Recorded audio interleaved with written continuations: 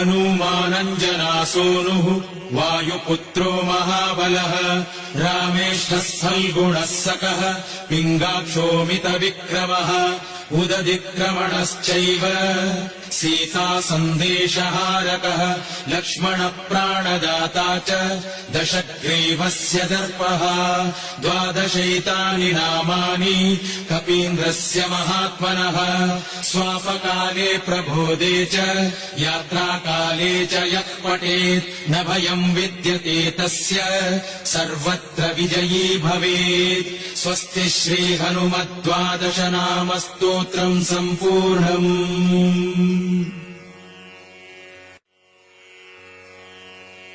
हनूमानञ्जनासूनुः वायुपुत्रो महाबलः रामेष्ठः फल्गुणः सकः पिङ्गाक्षोमितविक्रमः उदधिक्रमणः